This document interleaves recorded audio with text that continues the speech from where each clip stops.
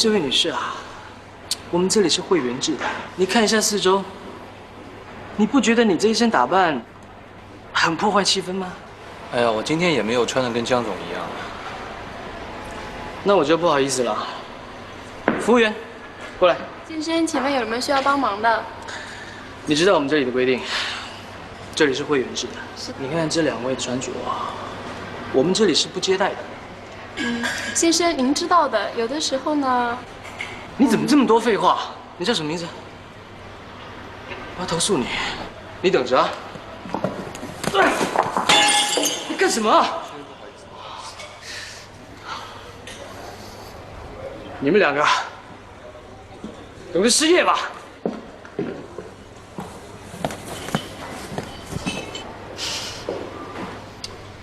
我现在有胃口了。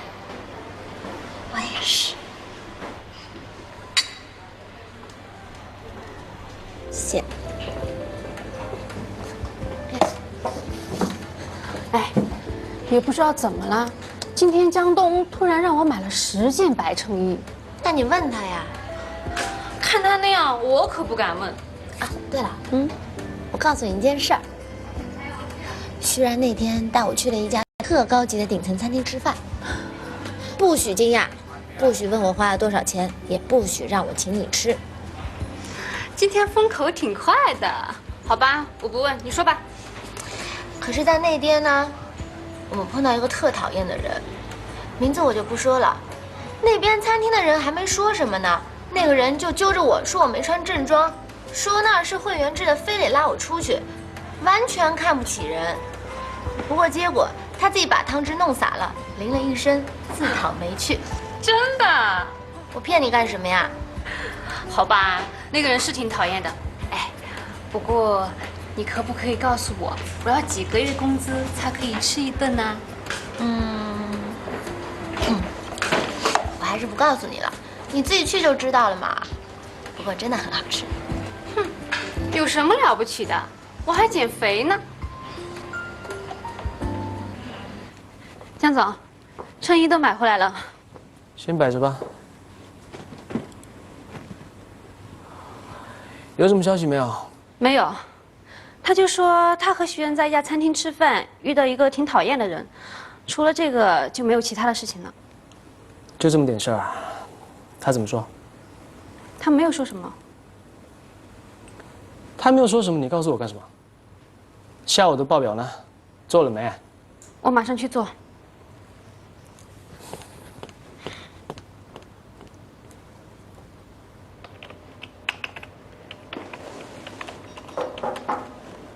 进来。你怎么来了？这个沙漏送给你。是在提醒我们加快速度吗？我们可是在按时间表的计划在推进。恐怕你们真得抓紧时间了。我们刚刚决定了，在潮人方案的同时，启用你们之前说过的另外一个方案，也就是徐然说的那个电视剧方案。拍一个能够体现青阳品牌精神的电视剧，而且要完全不同于以往广告植入的电视剧。我们现在投入所有的时间和精力，在完成一个大家都认可的计划。你突然说再增加一个完全不同的方案，那我们之前所有努力很有可能全部白费。所以我想亲自过来告诉你这个消息，做出这个决定，对你对我都不容易。那损失呢？你们承担。推翻一个大家都认可的计划是要支付额外的费用的，江总。恐怕是由你们来付，我能负担的，就是这个小礼物。我可以告你们违约。如果你告的话，你1分钱都拿不到。唯一可以挽回这种损失的方法呢，就是完成我们的合约。这份合约值1个亿，这1个亿决定了我可以在这里蛮横不讲理的推翻一切重来，去拍一个青阳电视剧。能告诉我们为什么突然增加这个方案？我们现在宣传的效果你们不满意吗？满意。可是我们要的是非常满意。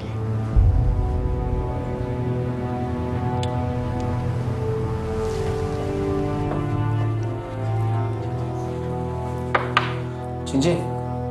江总，这是冯乐飞公司电视剧计划的复印件。你叫导演进来吧。好的。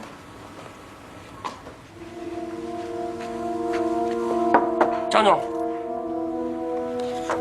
走。很多问题我们之前在电话当中都已经讨论过了。这个是无懈可击的计划书，你看一下。你想用也可以，我只有一个要求，就是快。我希望我们的电视剧可以在他们拍完之前的1个月播出。只要资金到位的话，这个应该没问题。资金不会是问题，你放手去做吧。好。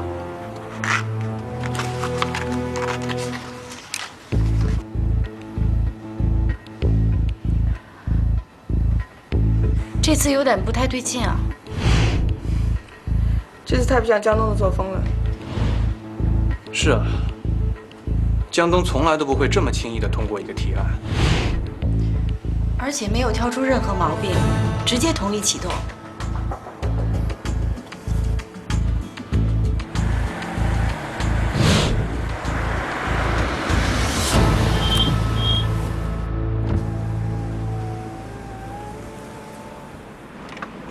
谢谢你肯来见我。一日夫妻百日恩嘛。你再评我们免谈啊。你呀，还这样，求别人帮忙，弄得好像别人在求你一样。给个机会让我贡献一下吧。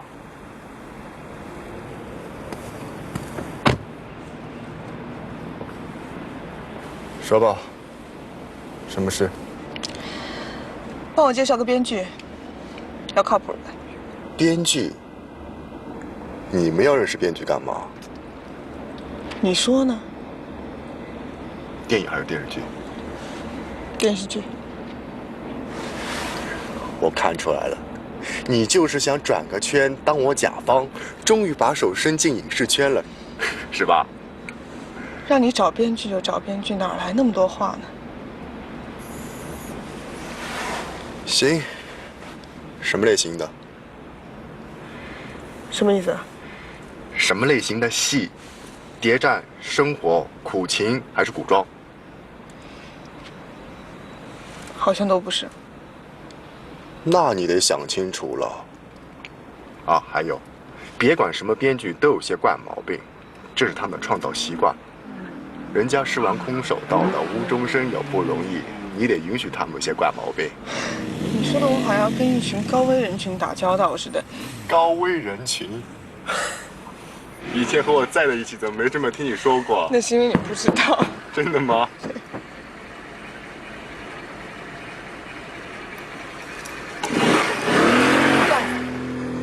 男朋友啊？吃醋了？你下车，改天找你。下车啊！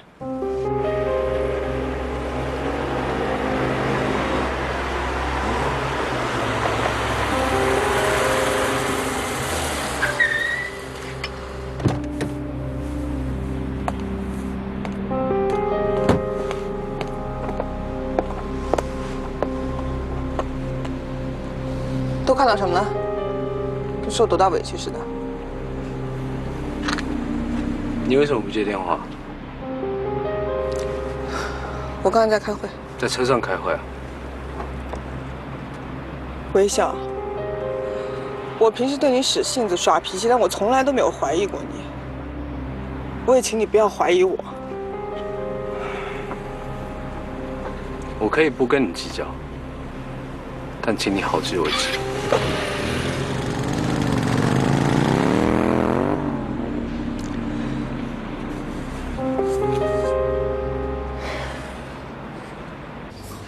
这位是著名编剧肖诗。肖邦的肖，诗情画意的诗。没想到肖编剧也喜欢吃甜品。我是这部戏的制片人徐然。我们非常重视这个项目，所以要请您飞行。投资方都这么说，那你们的资金到位了吗？我们的资金没有问题。2周之内给我们一个故事大纲。2天之内，定金打我卡上。放心。肖老师就这样，但人特别靠谱。他的戏路子又宽，比较适合你们这样刚开始拍戏的甲方。万一不行的话，我再给你找其他编剧。谢谢你。怎么听起来那么客气，怪别扭的。对了，那天你男朋友没生气吧？啊，他没事儿。其实男人就这样。我已经警告过你。喂，你听我说。你放手！我知道，跟你没关系，我就教训他。你教训他就等于教训我。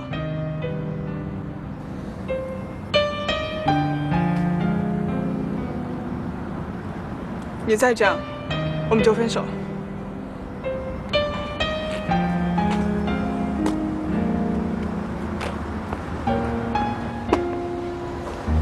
分手。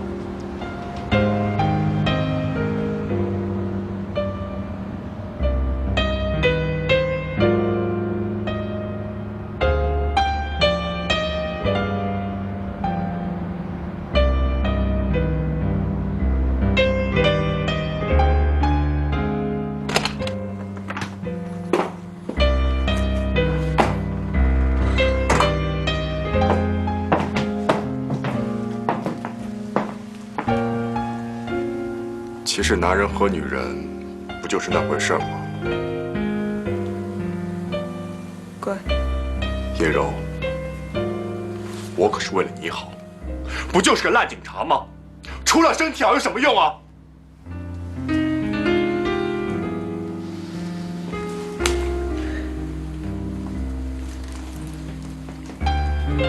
乖。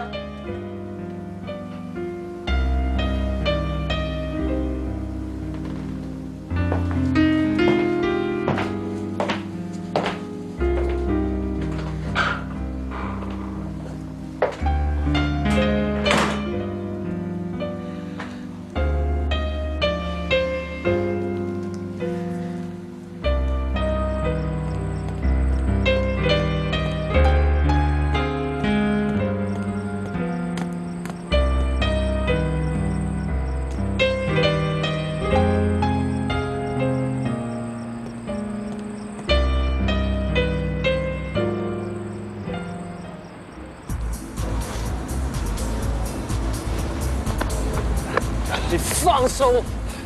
我要你不要管我，听到没有？你放手啊！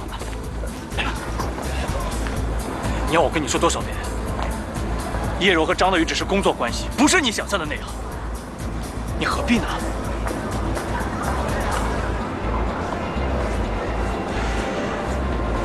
我要你放手！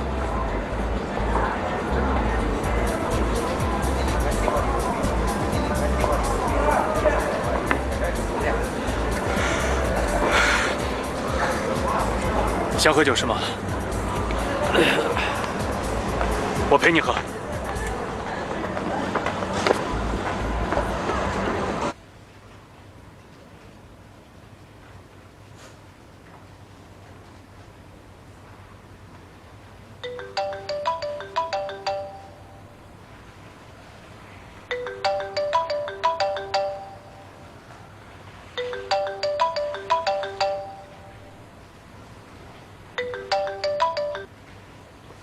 喂，好，我马上到。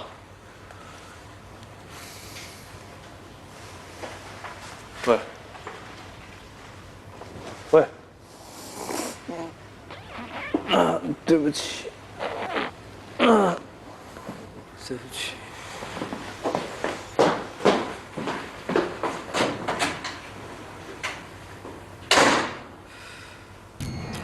拨打的用户暂时无法接通，请稍后再拨。通2个星期了，手机永远不在服务区，座机又欠费。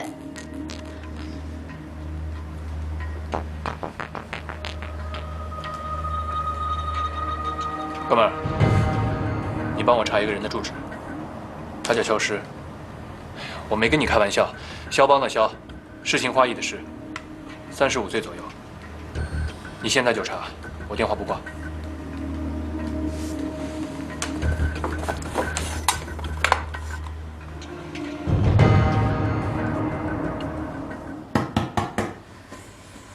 小诗，开门。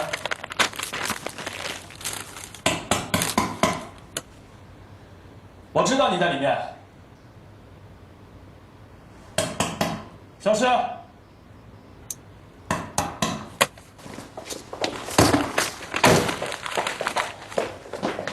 为什么不开门啊？思考呢。肖大编剧，请问你什么时候可以交稿？你们非要破门而入，把我的灵感给吹散在风中了。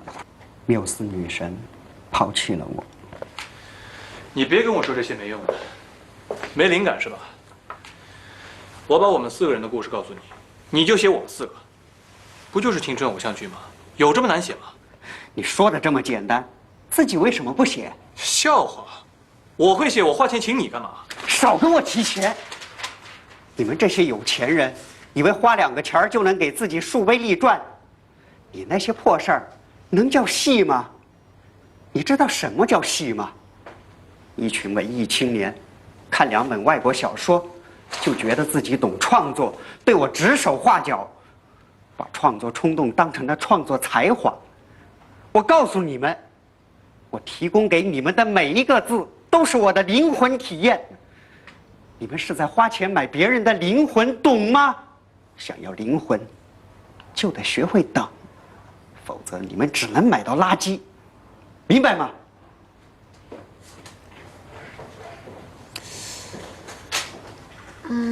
其实我觉得他讲的挺有道理的。哎，要不然写你自己的故事吧？给力，靠谱。我又不是专业的编剧，我怎么会写啊？再说了，我也没时间。创作的时候你不用来工作，你的工作我来顶。我看就这么定了。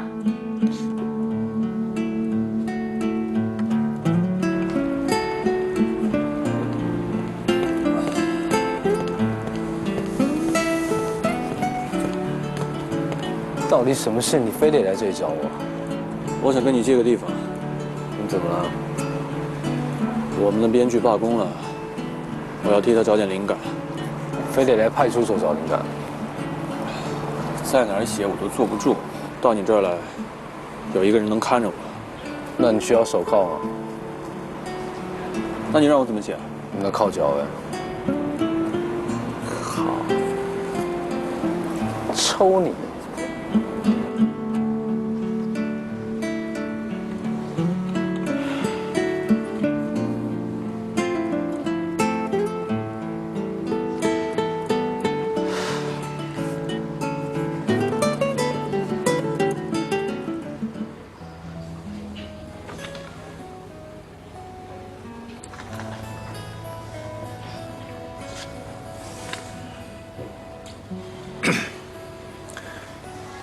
你到底觉得怎么样啊？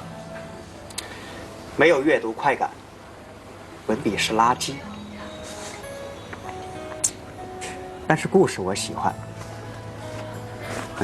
这材料我拿走，你们很快会收到剧本。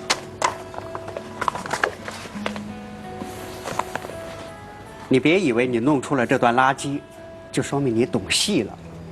其实你们的生活都是大粪，是垃圾。只有我们，才能用这些垃圾养出美丽的花。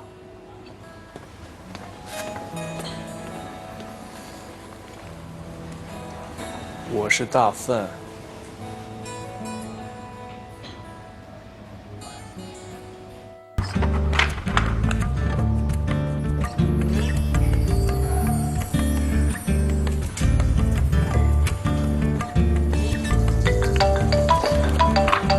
喂，哎，我正在开会呢，一会儿给你打过来。嗯。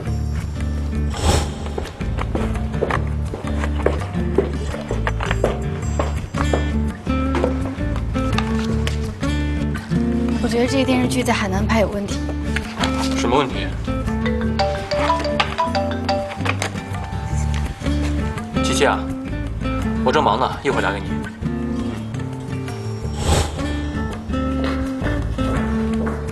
徐然，有时间吗？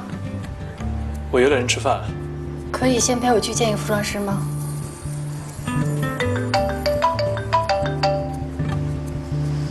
喂，琪琪啊，今天晚上不能陪你吃饭了，我要陪冯路飞去见个服装师，下次吧。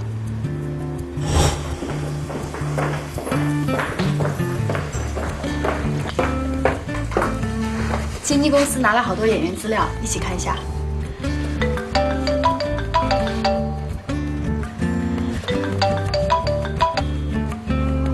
喂，七七，我们在忙呢，晚一点让他打给你。好，走。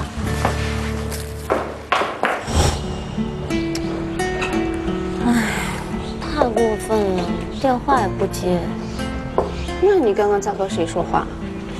我打电话给徐然，是冯路飞接的。冯路飞怎么老缠着徐然啊？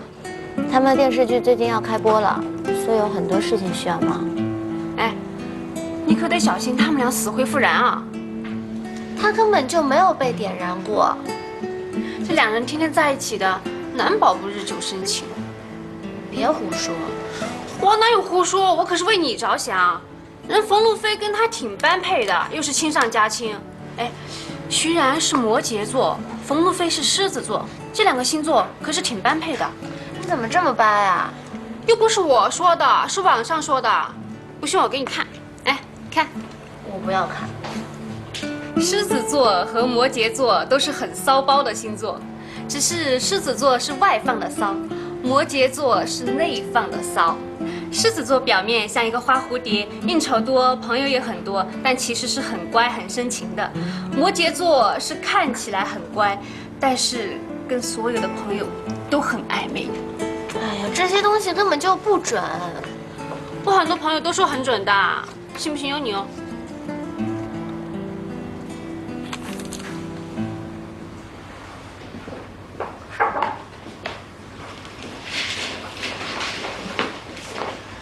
电视台的客户名单。最近冯路飞的办公室都快成你的办公室了吗？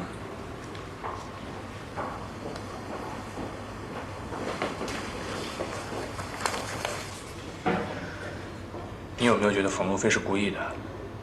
他好像总是拿工作来拴着我。他不是故意的，是下意识。你看啊，他现在孤单，所以不是骚扰我就是骚扰你。而且他努力想用工作来打发时间，所以下意识就想让你陪他多待会儿。这么说，他的下意识还挺可怕的。应该说是冯路飞的下意识很可怕，因为只有2个字：我要。哦不，是他要。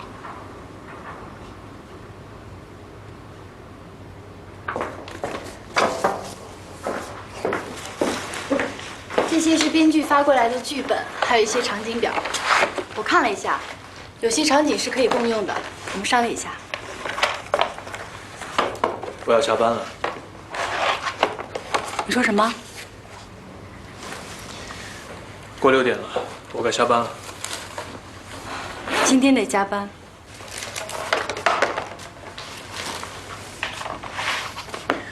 冯路飞，我需要休息。我们都需要休息。江东不休息，我们就不能休息。在比赛中，胜出对手的唯一法则，就是要对自己比对待对手更加残忍，把自己变成对手的噩梦。可是再这么下去，只会变成我们自己的噩梦。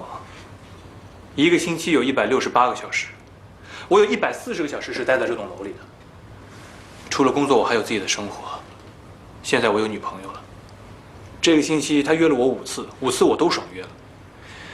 今天我答应他了，一定会陪他吃晚饭的。是你主动找我要合作的，是你说要拿下青阳这个案子拍成电视剧，我爸不同意你加入，我力挺你。江东说这个电视剧拍不成，也是我努力挽回的。自从有这个案子，周末在我的词典里早就消失了。我的生活没有白天和晚上的区别，因为我知道，要想成功，就必须要承受这些。你说的这些都没错，可我们毕竟是人，不是机器。徐然，对手是不会给我们时间的，我们不可以停下来。对不起，今天我不能陪你加班。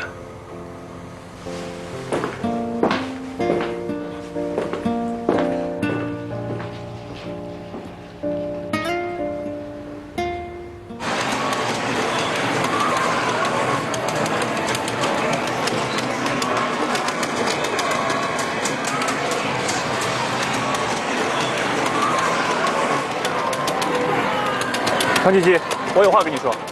不要叫我，现在这儿打不过去了。现在有时间听我说话了吗？我们继续玩。你能不能好好听我说话？好了，我答应你，以后多花点时间陪你，但不是陪你打游戏机啊。你根本就不知道我为什么生气。那你说？我不喜欢你跟一个比我漂亮、比我有钱、比我聪明的女人天天在一起。我就是有这么点小心眼。我看到她天天跟你在一起工作的时候，我总是怀疑你是不是选择错误了。你是不是应该跟冯路飞在一起才是正确的？他跟你在一起能帮你赚钱，可是我只能帮你做饭。我觉得我在你心里根本就不重要，我在你心里根本就没有位置。我真不知道你会这么想，琪琪，我喜欢的不是冯路飞那样的女强人。那你喜欢什么样的？我喜欢的是你这样的小朋友。什么小朋友啊？哦，是充满了斗志和正义感的小朋友。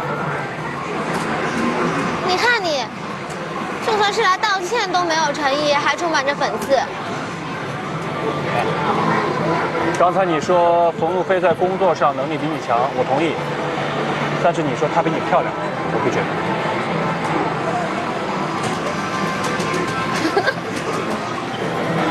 饿不啊？要不要去吃宵夜？给你个面子。哎，一起去吃宵夜了？我不去了，这边有很多游戏币，你们去吧。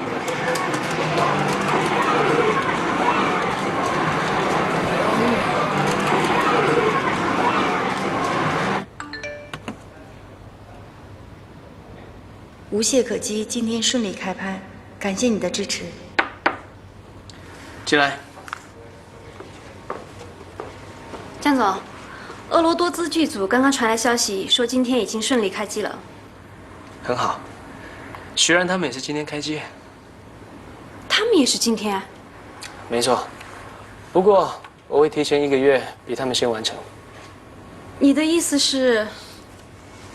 我对于这次电视剧信心满满，因为它是全新的，而且是之前的广告形态上没有出现过的。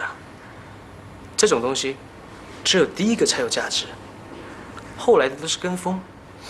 我会很明确的跟徐然说，他的想法已经有人提前实现了，而我们 V 公司呢，是不能接受任何的山寨的，所以很抱歉，我不能帮他买单喽。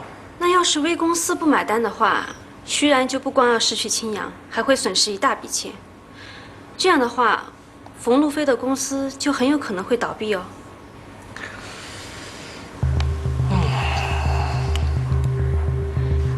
这是一个比较棘手的问题。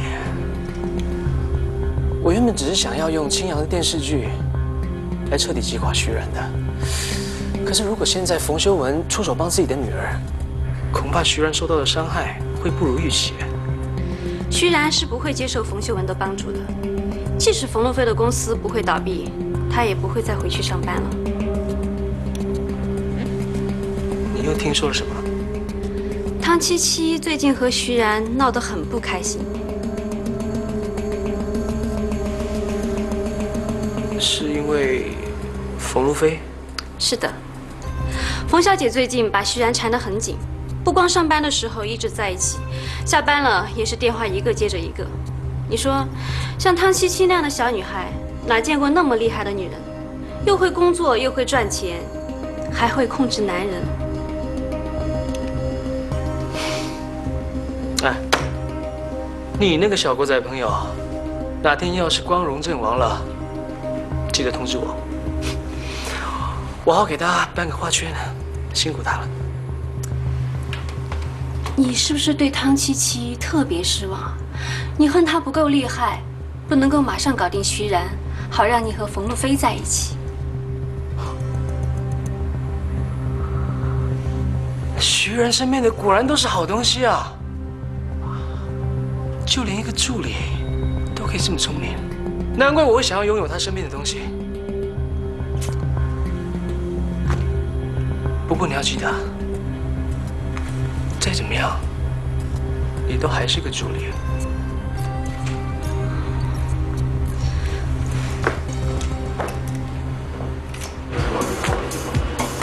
美女，可以请你喝杯酒吗？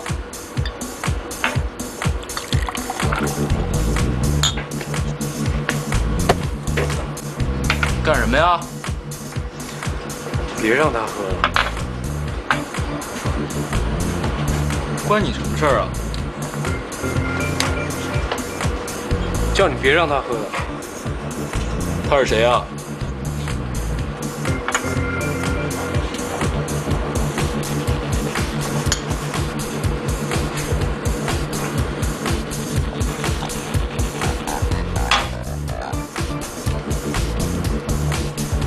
你有病吧？他有病。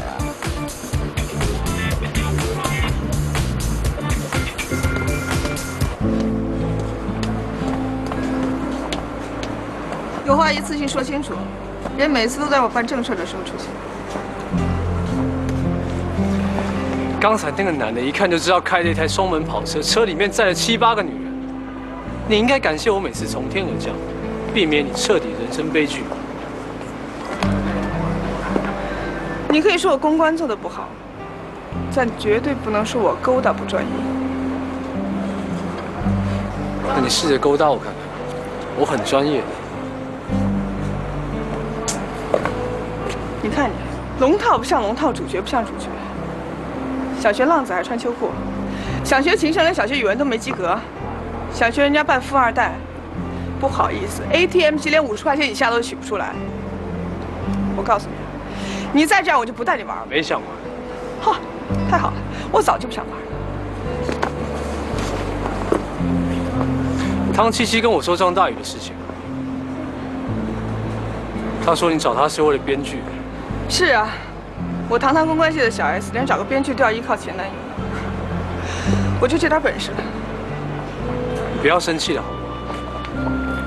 冷战结束，早就结束了。我从不冷战，只分手。我可以接受分手，但我不能因为误会而分手。我们之间没有误会，你一切都已经知道，哪来什么误会？我误会你跟张大宇藕断丝连，你知道我为什么那么在意他？因为是他把你拽到我面前来，你撞到派出所的门口是因为他，你每天泡在夜店里面也是因为他，你家里全部放满他的照片，你要我怎么想？魏警官，你把我想得太深情了。我跟张大宇就是最现实的一对关系，供求不对口嘛。就好比说，我想找有才华的，却总遇到没文化的；想找真情的，却总遇到花心的；想找人谈场恋爱，总遇到逼婚的，就是这样。你不会说分手就分手，分手总有个过程，有冷战，有妥协，有谈判。我们才刚刚开始，你不能不遵守游戏规则。男女之间本来就没有什么游戏规则可言。你知道你跟我的差别在哪吗？我说分手就是分手，绝对没有那个时间去陪你演什么偶像剧。到了我这个年龄，就喜欢最直接的办法。我已经是败犬了，就不想再当女王了。好了，我现在要去好好的支配我剩下来的宝贵时间了。再见。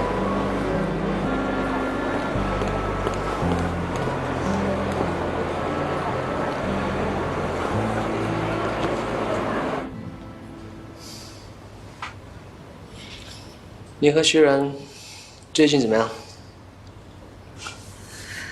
你又听说什么了？我什么都没有听说，我只是坚持自己一贯的想法，你跟徐然是不会有结果的。什么意思啊？你跟他不是一种人，我们才是。我没觉得我们俩像啊。你到底想说什么？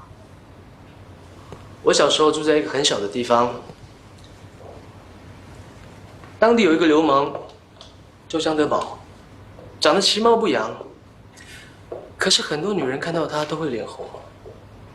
有一次，他调戏了一个小学老师，搞得整个村子都非常讨厌他，有人拿棍棒追着他打，打得他浑身是伤，浑身是血。就有人问他：“你根本就是个混蛋，为什么还会有这么多女人喜欢你呢？”张德宝回答说：“因为我爱他们。”你应该已经猜到了吧？张德宝就是我爸。那个小学教师是你妈妈？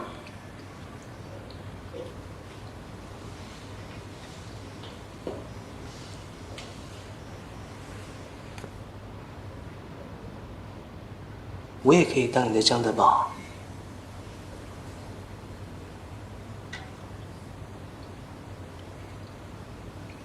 我听见你心里转动想法的声音。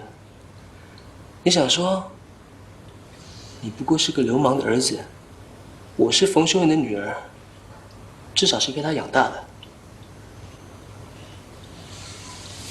可是你错了。他们这种有钱人，永远只相信血缘是唯一关系的根本。徐然是冯修文的儿子，而你呢？你连自己亲生父母是谁都不知道。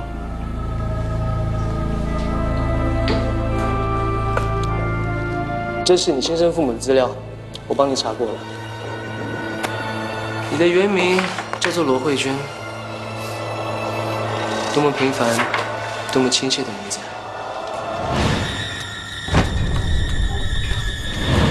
我知道你现在心情一定很复杂，相信我，全世界只有我最了解你的感受，因为你是我的。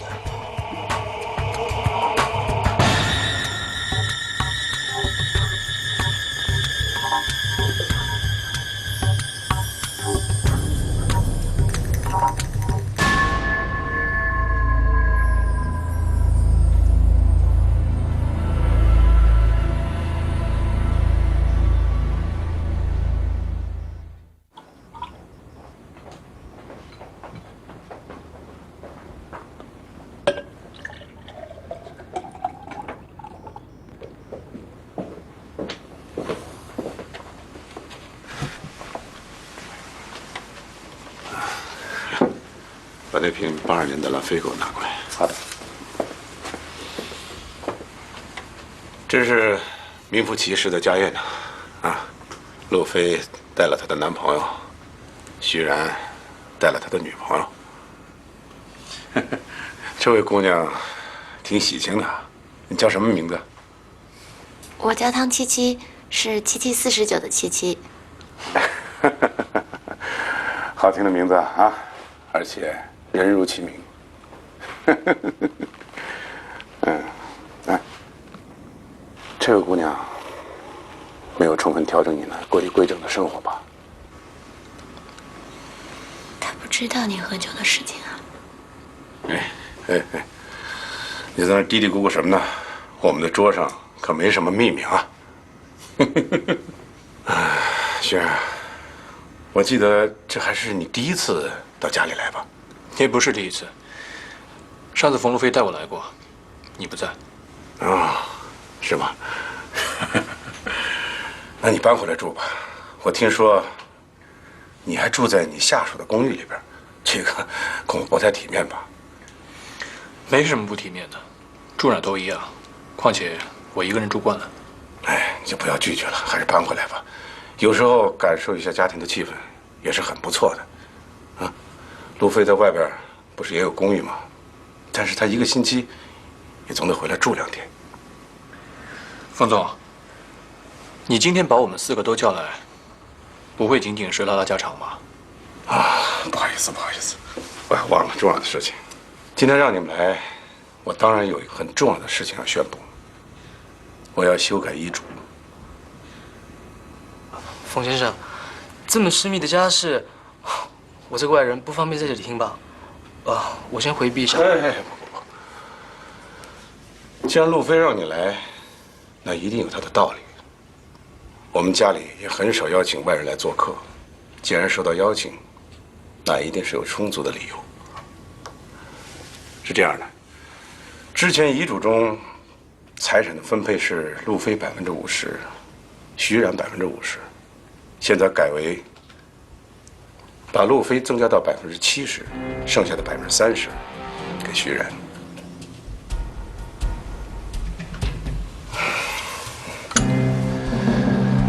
虽然你没什么想法吧？你的财产怎么分配，那是你的事情。我本来就没打算要继承你的1分钱。为什么要修改遗嘱？你来说说为什么？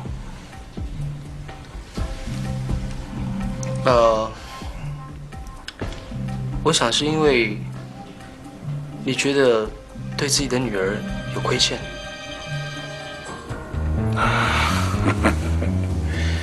你看看，他比你更懂我的。那你知道为什么我听到这个消息一点都不高兴的原因吗？我来说个故事，在晋朝时期呢，有一个叫石崇的人，他有一个弟弟，在他父亲过世之后呢，把所有的财产都给了他弟弟，他1分钱都没拿到。不过10年之后，他却成为了那个地方最富有的人。我想说的是，路飞一直觉得他就是石崇，可是冯先生，你却觉得徐冉才是石崇，所以他不开心。爸，你看到了，他比你更懂我。如果没有其他事情，我先走了。我们走吧。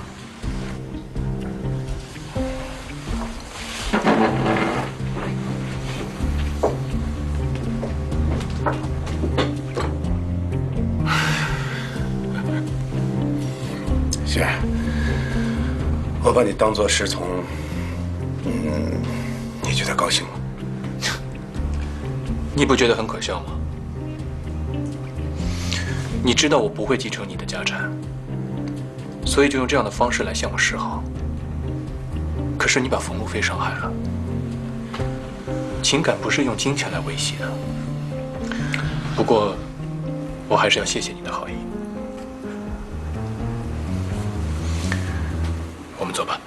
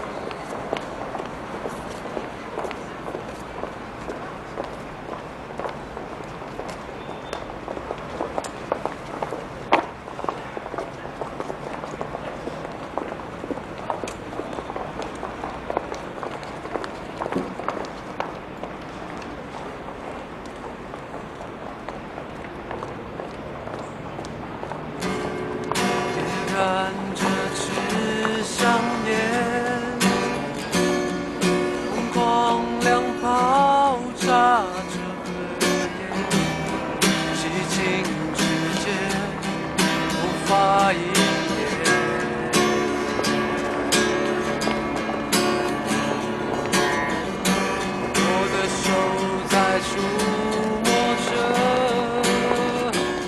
从高处坠落的感觉，可心仍在向上飞跃。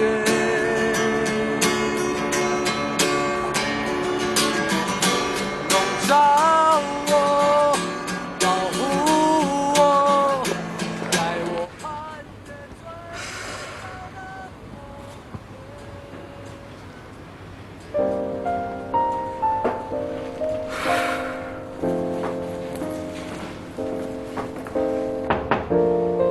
啊，冯总，某人在楼下已经孜孜不倦地唱了1个上午了。这到底是求领养、求同情还是求原谅啊？领养、同情、原谅，他一个都没份。搞不好能赚点钱是真的。我原来认为只有银行家才是最铁石心肠的混蛋，现在看看公关界也差不了多少。我们做公关的第一点就是铁石心肠，因为我们做的都是忽悠人的事。那我现在以我名片上的身份，要求你处理一下眼前这个公关危机。冯总，您太会开玩笑了，这个顶多算是扰民，跟公司一点关系都没有。可是现在大家都看着，他在楼下祈求一个女人的爱情，面对一个这样又帅、又年轻、又会耍宝的可爱青年，这个女人完全不动心。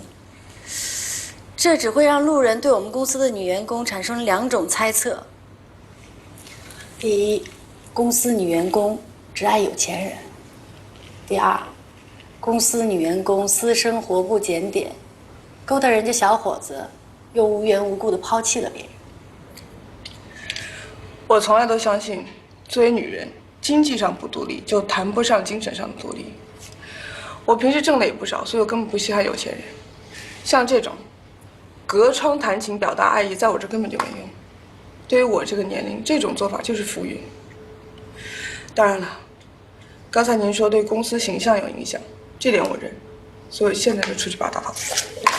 我现在明白，为什么徐然那么依赖你。为什么？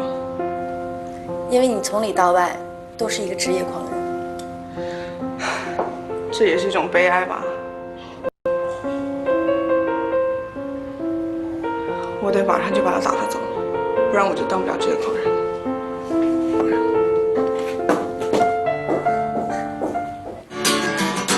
笼罩我，保护我，带我攀越最高的峰巅，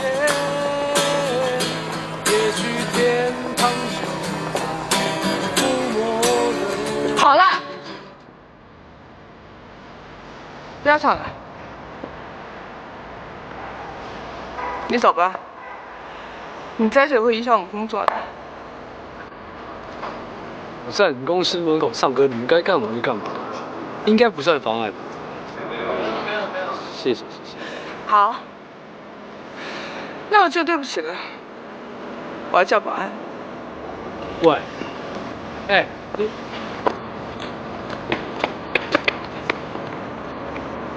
这个人，带走。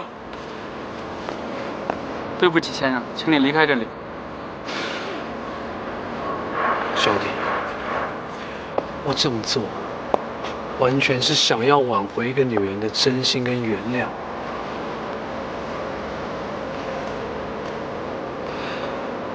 你可以理解吗？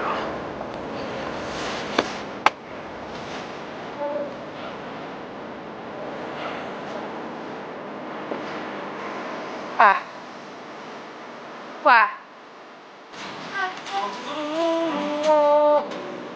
爱我，如同我们永恒的承诺。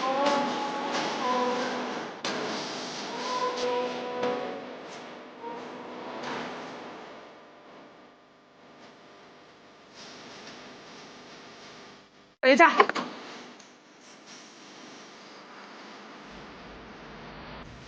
我先联系微信，但要后面说。有什么话在这边说就好。这么多人，换个安静的地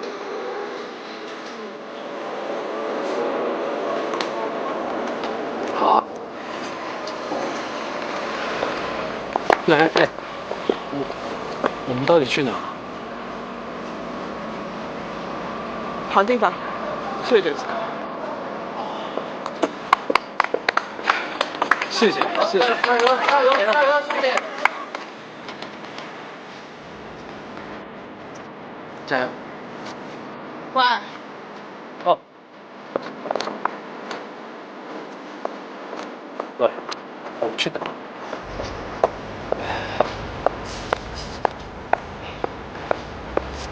怎么样？是被我感动了。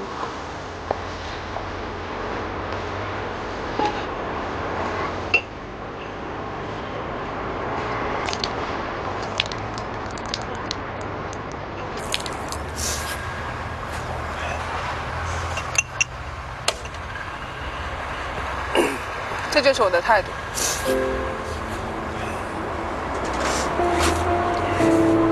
以后只要我不上班，我就来。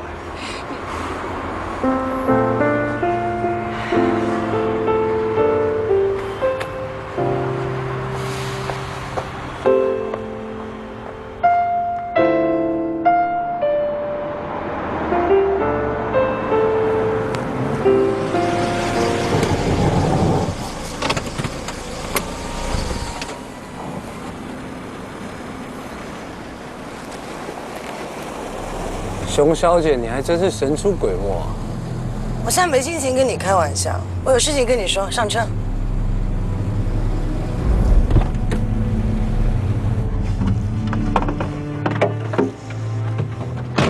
什么事啊？我要被调回美国了。哦。合纵联盟已经开始怀疑我了，我现在处境非常危险。你们一定要帮我，而且要尽快。你没资格跟我谈条件。我要你办的事情，你一件也没办好，我凭什么帮你？你居然让我差点被江东给弄死啊！你也已经拿走了笔记本。你们不能过河拆桥啊！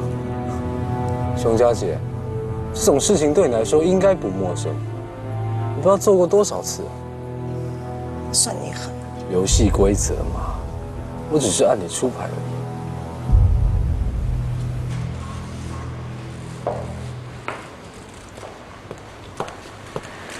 你来这干嘛呀？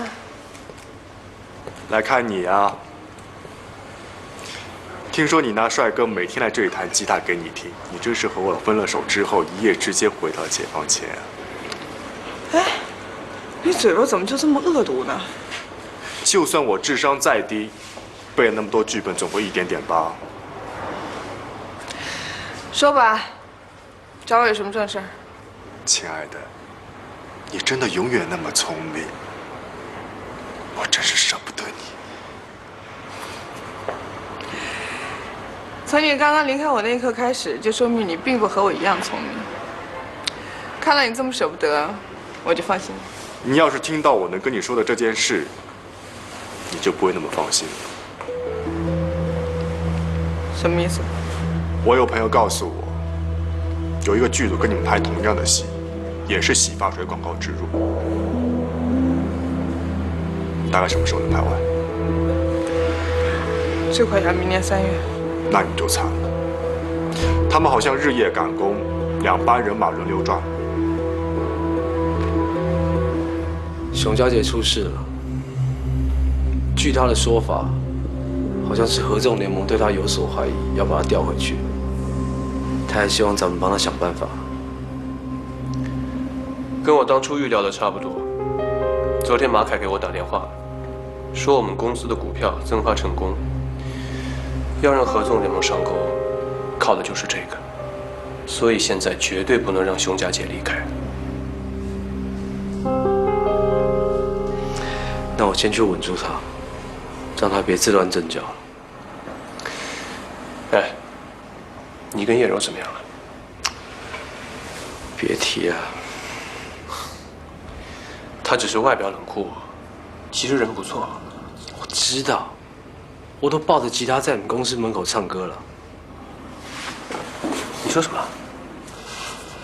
我真的没办法，这种招你都想得出来？我也是看电视学的。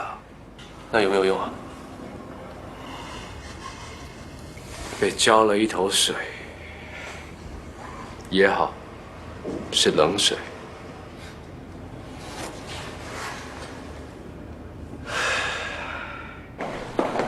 电话我应该如何跟他解释这个问题？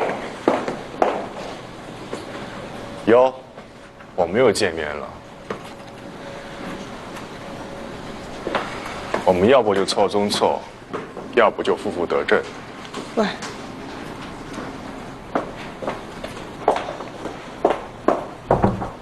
请进。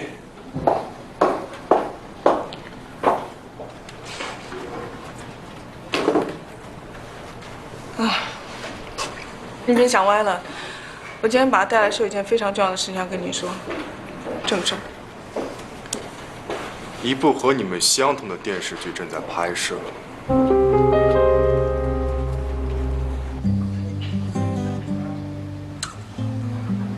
你可真是个讲故事的高手。我爸3点钟打电话给我，说你讲的故事是他近几年来听到最有意思的故事。我在意的是江德宝的故事，你还没有给我的江德宝打分数呢。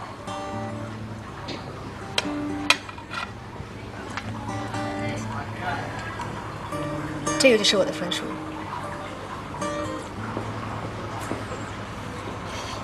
若飞，我真的很开心，我们能手握着手吃饭。可是我要说一件很煞风景的事。说来听听。我们都知道，得到一些什么，总得付出什么。我最不想看到的就是你最先付出。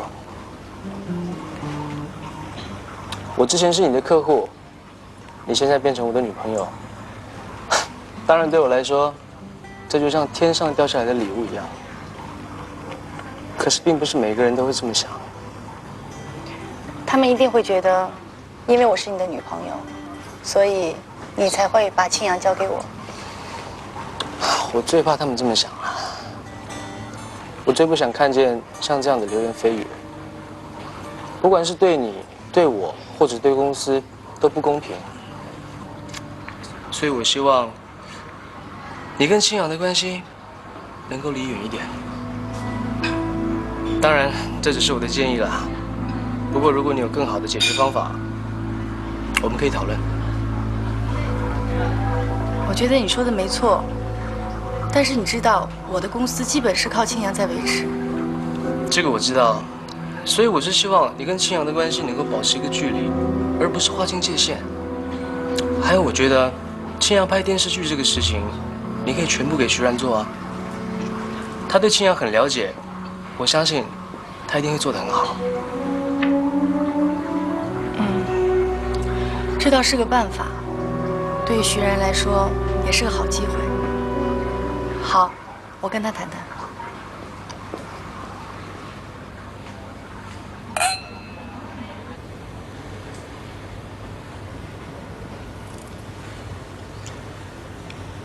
我想跟你说件事儿。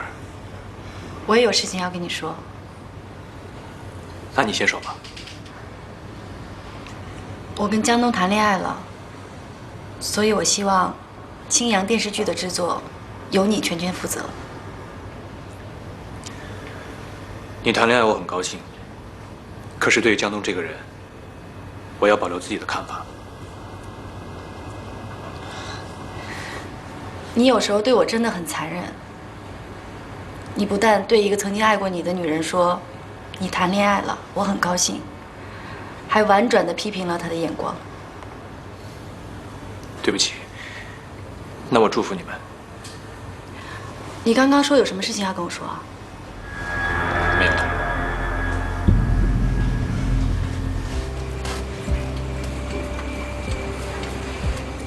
我要跟你说件事情。什么事儿啊？冯路飞把青阳电视剧这个项目全权交给我来处理了。为什么？不会是因为我吧？冯路飞不是跟江东在谈恋爱吗？他为了避嫌，所以不能参加这个项目。等于说呢，现在在广告公司，我跟他负责不同的客户。听起来像是一件好事儿，权责分明。的确只是听起来还不错，其实我现在遇到了个大麻烦。有人告诉我，有一部创意和青阳一模一样的电视剧正在秘密的拍摄。我猜这件事情的幕后主使人就是江东。这两件事同时发生，这也太巧合了吧？更棘手的是，我们在明处，他们在暗处，他们想做什么，我完全都不知道。哎，或许可以通过网络的力量来搜集情报。怎么搜集？我可以在我的微博上告诉大家，我被人偷了一个剧本，而这个剧本现在已经被秘密的拍摄，希望广大知情人士可以提供线索，告知现在的拍摄情况，帮助我尽快找到这个人。这主意不错。我终于不是只会做饭的了。还好不是只会做饭。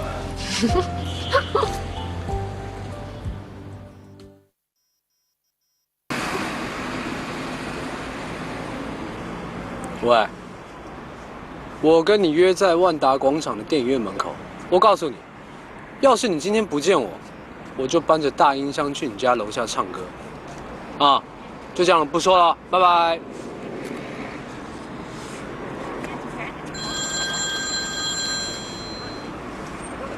怎么样？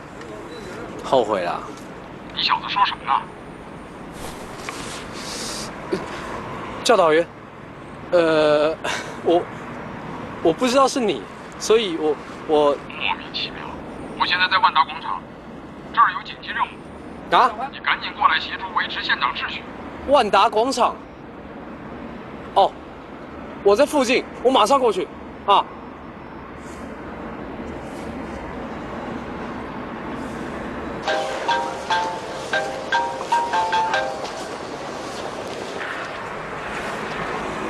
什么嘛！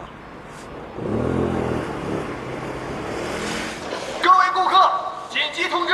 因突发情况，请各位顾客在工作人员的疏导下，尽快从1号门或2号门离开，谢谢。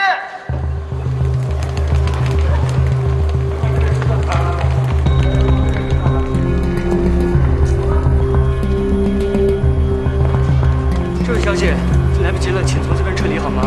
先别打电话了，请从这边。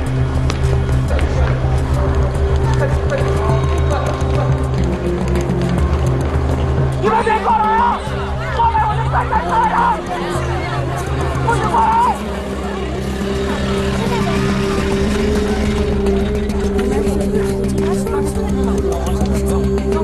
哎，怎么帮我哥弄死这些人？是控制的行吗？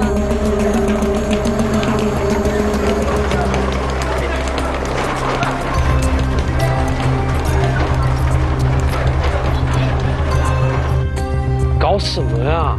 其他同志先问一下。哎，同志，你不能进去。兄弟，自己人。好。哎，看路上我是仙林派出所民警韦笑，现在什么情况？好，刚才在里面发现了一个手持自制武器的疑犯，我们现在需要疏散群众。啊，好。哎。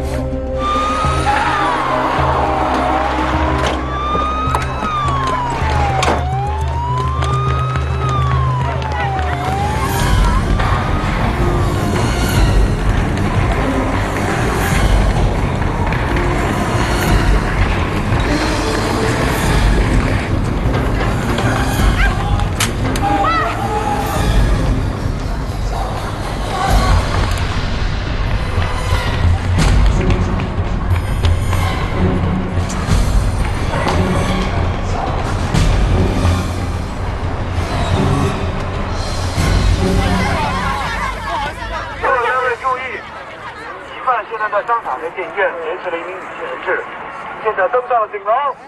哎，让下我们。往后看，往后看，往后看。等一下，搞什么呀？哎，发生什么事情了？哎，不好意思。哎，楼上怎么了？哎，救命啊！不许喊！哎，你看，哎，兄弟，上面有命令，谁也不许进去。上面是我女朋友。兄弟，就算真的是女朋友，你要保持冷静啊！